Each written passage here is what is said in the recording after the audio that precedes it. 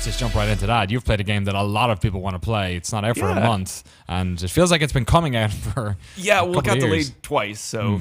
Uncharted 4. It's like finally coming out next month, and I got to play it last week. How much did you get to play?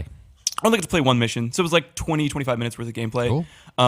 But it showed off sort of various aspects of the game. It was kind of a nice little just portion of the game that showed off each of the, individual aspects that's going to play a larger role in the overall experience. So there was some traversal, some exploration, a lot of like driving around a 4x4, and then like a nice combat section at the end. So I got a little taste of everything the game has to offer. Cool. Was that the part that they just released the gameplay for this week with the sort of the Jeep and the mountain in the background? Exactly. So I got to play that myself last week and captured some footage. So the footage that we have up on our site currently, half of it is stuff that I captured and half of it is from the official footage that they released. Okay. It's a pretty long demo that they released, actually. It's 16 minutes. Yeah. I took a little longer because I just kind of like explored around. Like a lot of that footage kind of cuts out the optional side areas that they just kind of like breeze past because I guess they want you to find them for yourself when you play the game. But yeah, the game clearly has more exploration now. There's just like little side pockets and journal entries you can pick up, and like there are the same kind of collectibles that have always existed in the franchise, but there's kind of more like story content to discover on the side now. I mean, like the way I framed my whole preview for what I played last week was how The Last of Us has influenced Uncharted, and for me, one of the most obvious ways is the way that Uncharted now treats sort of the quieter moments in between combat, which have sort of always been there, but were never the focus. It was just sort of like, oh yeah, okay, then this thing happens and let's get on to the next set piece. Now they really kind of like embrace those portions and almost expand them, and they do that in a gameplay way by allowing you to explore more, but they also use those moments to like fill in characters' backstories and just have people kind of bantering, and it allows you to connect with the characters in a human way because it's not just like gunfire all the time. They'll be talking about why they're there and sort of their relationship, and then just idle chatter as well, just kind of joking around. And it makes you feel very like they feel more familiar. It feels like you're more at home with these characters. So it was kind of cool the way that they've done that. Scroll back in the chat says the chatter back and forth in the video for this was so good. The amount of like incidental dialogue they seem to have in this game is like almost like I don't trust it until I see the full game, because they were just chit-chatting. Like there was one part in the demo where you drove through a waterfall and like Sully gives out to you because it's like he said you've just got me, you could have given me warning before you did that. There were quite a few moments like that, including several that do not appear anywhere in the footage that's online. It was just stuff that I happened to see during my playthrough. Cool. So they clearly have written a great deal of dialogue and other types of character interactions that, there's a good chance you will not see all of them because they are sort of ambient. They just occur naturally as you play, and you might not do a thing that triggers a particular conversation. And also I've noticed that, for example, if two characters are conversing and I stopped the Jeep and got out and went to explore something, they would acknowledge that I was stopping and getting out. They'd be like, oh, okay, I guess you're not interested, and like just give Drake a hard time. And then when I got back into the Jeep, the conversation would continue. They'd be like, so anyway, and then just pick up where the conversation... Wow. There's a pretty sophisticated kind of conversation system happening in the background that, again, to me feels like it's borrowed from Last of Us, because there were a lot of those moments of like Joel and Ellie just kind of walking somewhere and using those commuter moments as an opportunity for storytelling. So it's interesting that they have really kind of leaned into that, and at least in the portion that I played, did a really excellent job of fleshing that kind of stuff out. And yeah, it'll be interesting to see if they can keep that up for the whole experience. But I mean, it's Naughty Dog. I mean, if there's a developer I have faith in to accomplish this, they're probably the team to do it. Yeah. It sounds like one of those games that's perfect for those old like sound test things in like the menu of the game where you can just cycle through and play all the sound effects. Yeah, just like on a Genesis cart, like Streets of Rage, just go one through one. That's pretty good, Peter. Yeah, except they used to do that when there was like 12 sounds in the game. Right. It's probably a bit more now. Peter will know this. Like, what was the size of like the Sega sound file where like you started your Genesis and it goes Sega? Like that apparently took up a huge amount of space on every cartridge. Really? Isn't that a thing? That's what I've heard. That like that audio file on its own was often as big as the game that was on the cartridge. I don't know. Really? I can't verify it. I can't verify it. You might be right. I'm sorry to put you on the spot like that. No. Peter is like our resident historian, so I assume that like if anybody knew, we'll do some research for that. I'm next surprised week. I haven't heard about this before. The chat might know. The chat Fill us in. This is a thing. I swear this is a thing.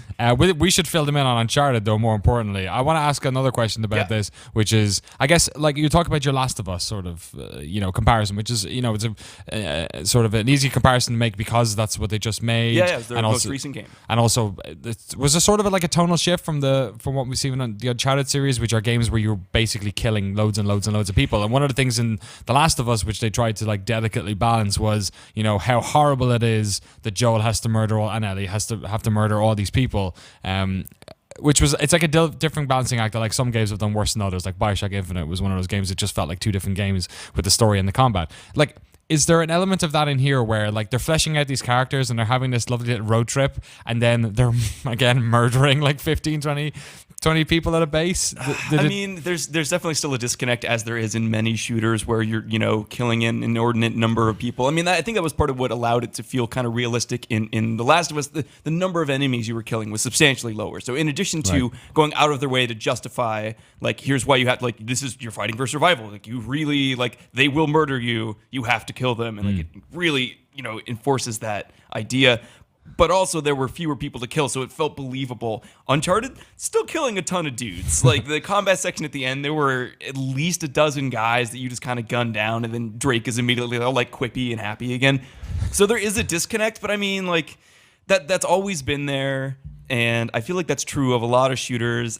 It's an interesting topic that's worth exploring, but I don't know that it's like a huge problem for Uncharted. It still has the same tone. It's not like it's become a drastically more dramatic game as a result of having been influenced by The Last of Us. The tone feels very much in line with the rest of the series. It's a pulpy action experience. There's like explosions and like funny jokes, things like that. Are they funny? Are they actually funny jokes? So far, yeah. I laughed a couple of times during the gameplay thing I watched anyway. Yeah, there were especially like Sully giving out about the winch the whole way through the process, and then eventually they have to use the winch because he had to pay more to get the car with the winch, and he was like, we're never going to use it, and then eventually they use it, and he's like, that's only one, that's like one time we've used it. Like, I didn't have a problem with the winch, I had a problem with paying more for the winch.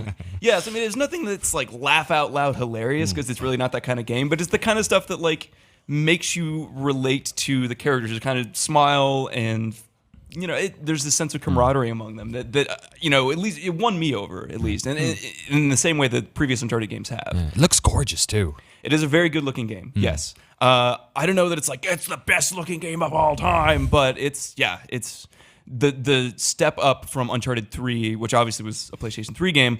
It's very noticeable. This is a gorgeous game, especially relative to previous franchise entries. So I think players can at least look forward to it being a very good-looking game, if nothing else. These, I guess, base invasion elements at the end of it, where there are all these, this is essentially an outpost with a bunch of dudes in it, and you sort of have to take them on. Like, hard to separate that from games that have come out in the past couple of years, especially like last year with Metal Gear Solid, in terms of, I wonder how I'll be able to tackle this. Was there elements of stealth in this? Totally. Did they work well?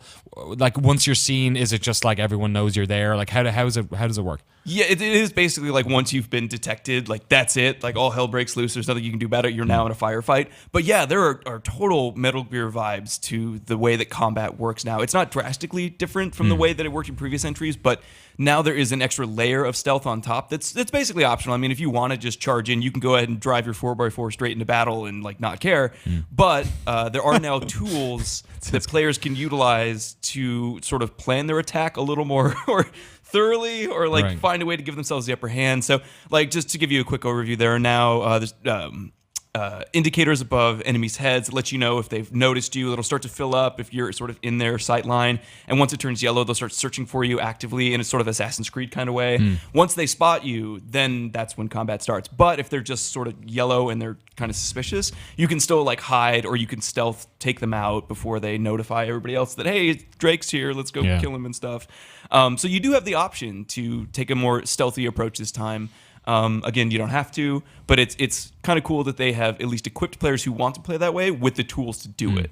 And how did the Jeep feel, actually? Considering it looks like we've seen two sort of long demos, and both of them had a lot of driving in them. Yeah, it is interesting that they've really committed to the Jeep, but it handles well. Again, it just feels kind of like an opportunity for them to, imbue the game with a little more storytelling and just give you kind of something else to do when you're traversing between combat moments, and it allows for more free exploration. I mean, they've talked a lot about how this is the largest Uncharted, both in terms of the length of the game, but also in terms of the size of the environments. And at least in my experience, that has proven true. Like the hills of Madagascar that I was driving through it was definitely a very substantial area. They refer to it as wide linear, so it is funneling you in a particular direction. But there's a lot of space to explore as you're heading in that direction. Yeah. So I absolutely share Peter's eye roll, but it did prove true for me, at least, that there was a lot of area that you could potentially explore. Peter is now making faces. The podcast people are missing out on Peter's excellent expressions of disdain. Everyone's missing out. Richard's pointing the camera at me, but no one's picking it up. What's your favorite wide linear game of 2015, Peter?